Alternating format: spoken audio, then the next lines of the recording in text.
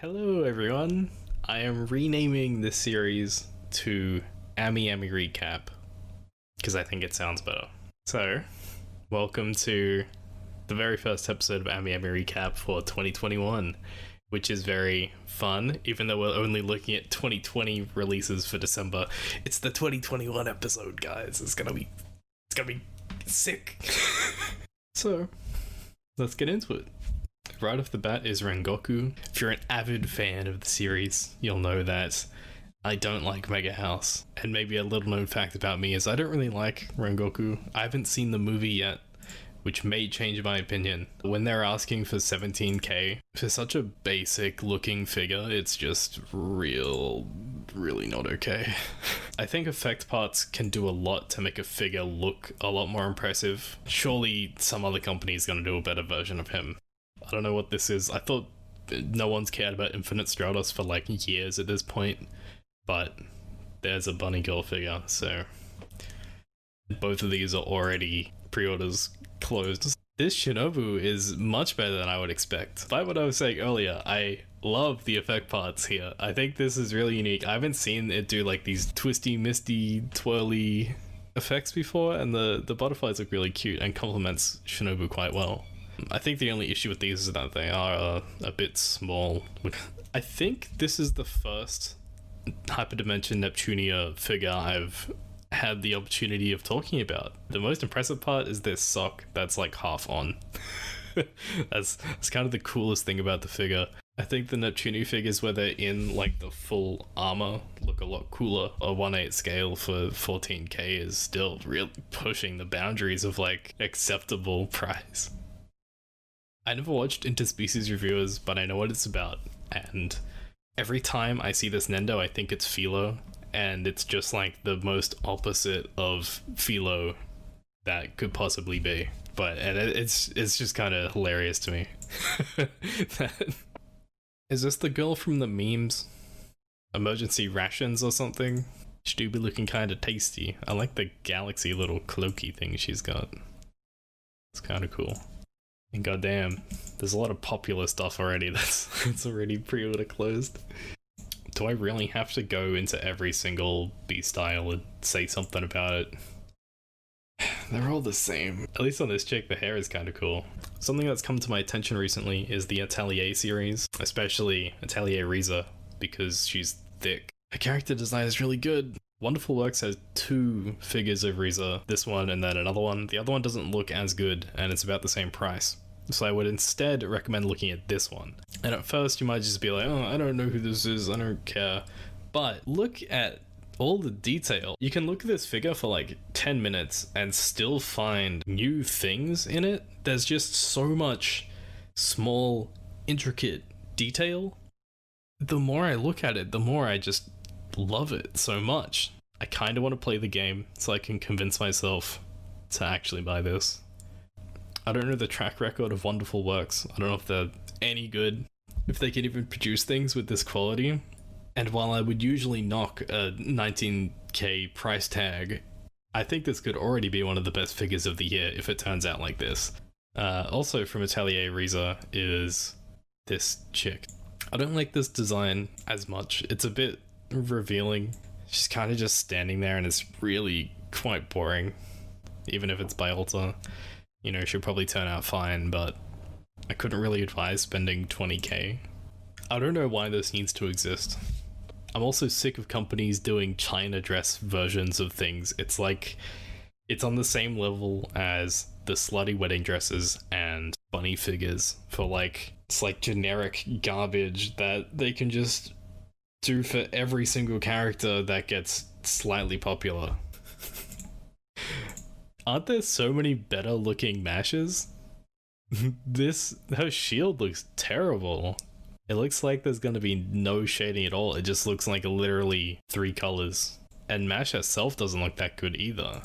Ridiculous that they can charge this much when there are much better Mash figures around. I think like every single Mash figure I can think of looks better than this one. I have 2 questions. Who is our treasure and what is Summer Queens? Is this like Beach Queens 2? The head and water gun are pre-painted and pre-assembled. while all the other parts are unpainted and unassembled. That's an interesting concept. I feel like if you're doing like these model kit / garage kit sort of things, I feel like you'd want to do everything yourself, but maybe it does make it a lot easier if you don't have to worry about the head. Her legs are terrifying. Why her legs gotta be like that? This is Lyn from Fire Emblem. I don't know who Lyn is, and I don't know which Fire Emblem game she's from. I really like the shape of this base, but I hate the color of it. I think it kind of distracts from how nice she looks. But overall, I think it's a nice figure, even though the price tag is pretty steep. Atelier Ryza seems really big right now. Here's the Nendo of her, which I don't like that much.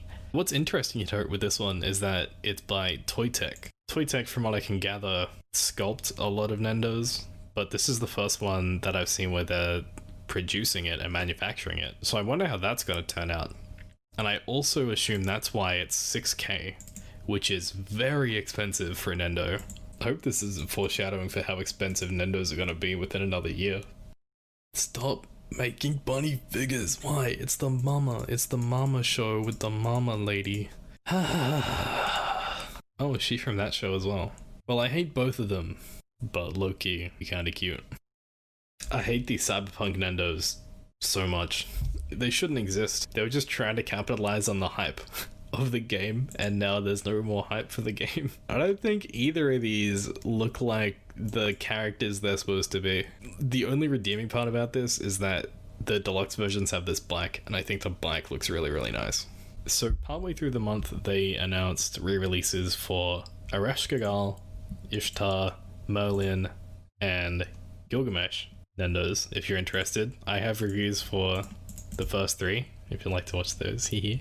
But the big one from that day was, of course, Lancer, Ultria, Pendragon, with the little horse. I didn't really care when I first saw this, but now that I'm looking at it again, I kinda like it. The things that creep me out the most about this is that she's got boobs. Just like boobs on Nendos, it's just like so uncanny. And I don't really like any of her faceplates. Apart from that, I think this just looks like a nice complete set.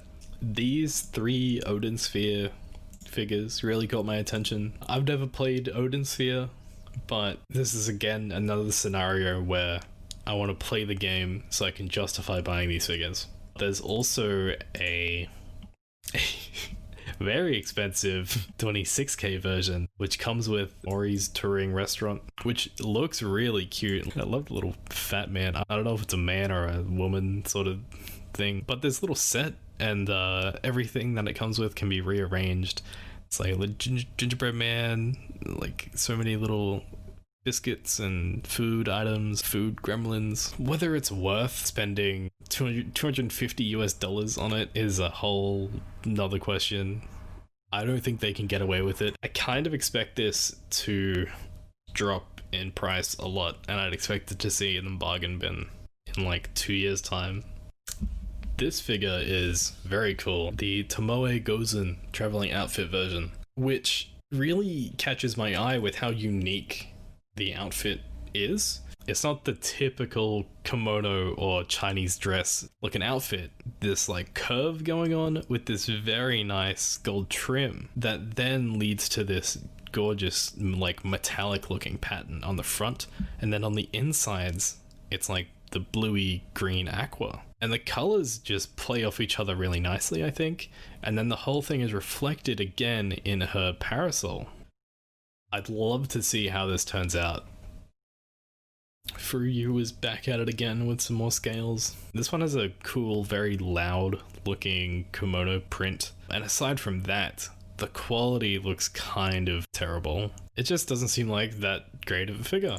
I think there are a lot of other Eurocamp figures that you'd be better off buying or looking at instead of this. I feel like the execution on this isn't as good as it really needs to be. And then Wing is doing this 1/7 of Aoi. The best part is her eyebrows do appear on her hat. The colors are kind of boring and bland, but that might just be an issue with her character design more than the figure itself. I don't think I could recommend her. I'm just not seeing enough detail in this to warrant spending 14.4k. Here we have Canal from Demon Slayer. This might be the first proper scale I've seen of her. I don't know, it just seems like it's lacking something. When they showed this shot, it looks really nice because the base is magically photoshopped to not be its own standalone thing. When anyone gets their hands on it, they're not going to be able to make it look this good. Kind of a strange one. It just seems like it should be a lot cheaper. Have these Fire Force figures really not been out yet? I feel like I've seen them a long time ago. Cool thing about this is that they do like light up or whatever. They've got like the UV strips because they're firefighters. But I expect typically cheaper stuff from Kotobukiya. And I'm usually more forgiving of Artifacts J because they're not this price. I would expect it to be more around 8k, 9k. What? Wait, this is Priestess from Goblin Slayer? I thought this was just some generic waifu bait. That's awful. It doesn't look like Priestess at all. If I could rename this to be anything. Any random blonde-haired anime girl. And people would be like, yeah, that's her. I guess it's not an Amiami recap without a Furyu Miku, because they're totally doing like at least one a month right now. The hair on this one just looks like disgustingly like radioactive blue. This looks like a recolor of the one from last time. It's not, but it may as well be. They both kind of suck, and this one's the worst one. I have no idea who this is or what this is. She's got like the bikini top and the bikini bottom, and then this thing, which is like see-through material, but it's a one-piece thing? That's the weirdest swimsuit design I think I've ever seen. This is a 10th anniversary Blackrock shooter figure, which is huge. One long lady. Oh damn. That's actually insane. It's only 20k as well. I would expect 40k, I don't know. Sometimes Good Smile just does stuff and it's way cheaper than you'd expect. I kind of really like this, except for her creepy smile. This just hits all the right boxes for me for like an idol outfit design. Like, I inexplicably like this too much. She is crazy expensive though for just being a stupid idol figure, so. Did I already talk about Johnny Silverhand figures? This is terrible. It makes me kind of upset how much merch and things they've made for Cyberpunk before people like were actually asking for things. I'm surprised there's no Johnny Silverhand Nendo to go with the 2V Nendos. I think he'd sell better because it's Keanu. Is anyone gonna care by September 2022 when it comes out? I don't think so. When I saw the thumbnail for this, I thought it was from like Uma Musume Pretty Derby, but it's not. Should be kind of cute. I like the base. Never seen like a star-shaped base before. I also have no idea who the hell Annie Gift is, but she's cute, so it's got to count for something, right? I think I looked at one of these last time. Her pose just seems very stiff to me. What are her hands supposed to be doing? It looks like she's supposed to be holding something, but there's nothing for her to hold. At least it's cheap. This one appears to be more of a from the ground up bunny girl design. Looks like there's been some effort put into it. And while I don't agree with putting any effort into these anyway, so it's alright, I guess.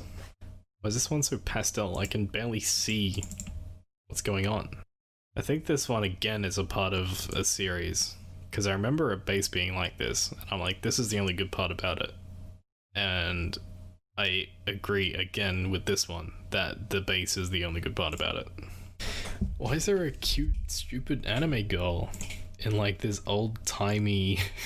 Why she got a jetpack? I have so many questions. Is she a robot? I don't like her face or anything. I need more context. This figure really grabs my attention. I think it's the very frilly red. The weird thing to me is that she's holding like a staff, like an actual stick thing here. Because I'd expect her to be having like a longer pole or a sword or something. Because she kind of just looks really unimpressive holding that thing when the rest of it's all very like huge. And I can say that the sculpt looks very impressive. There's a lot of layering going on in the sculpt because you've got like at least, what, like 3 layers of stuff. Plus all the hair that's just going everywhere. So I can see that it could potentially justify this price. It's not just for you having a laugh. I previously talked about how much I didn't like the Lux Nendo. I think we should ban Good Smile Arts Shanghai for making these. The two that they've done, Jinx and Lux, I think have both missed the mark, especially in the face. The faces are the worst part for me. The guns look fine, you know, her body looks fine, I just hate the face. I'm really happy, fellas, not because of this. I'm just happy that there's finally wedding dresses that actually look like wedding dresses. This one and Enterprise.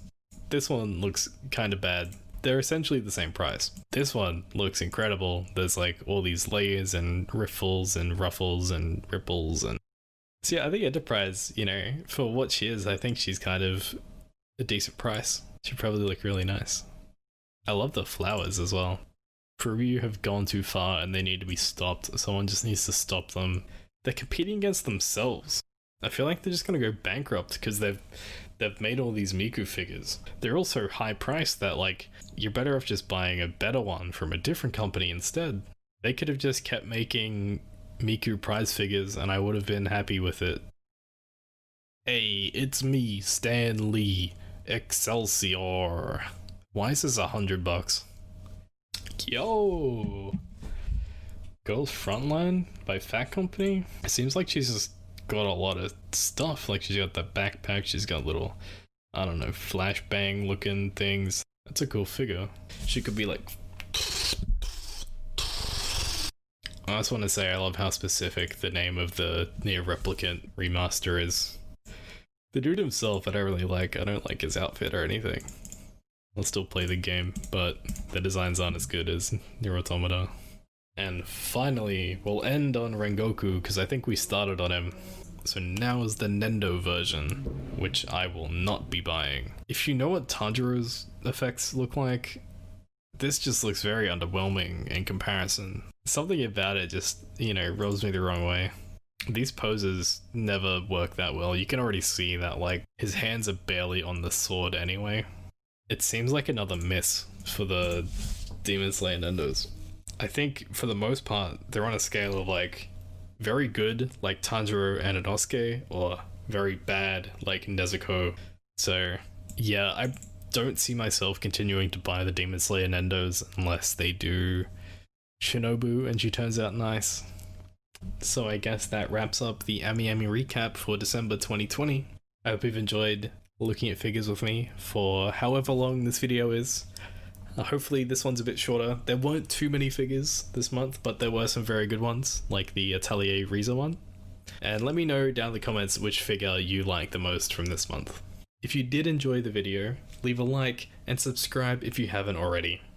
Have a happy new year, and I'll be back again next month to do the same thing all over again. This has been the Ando Experience, and I'll catch ya in the next one. Bye.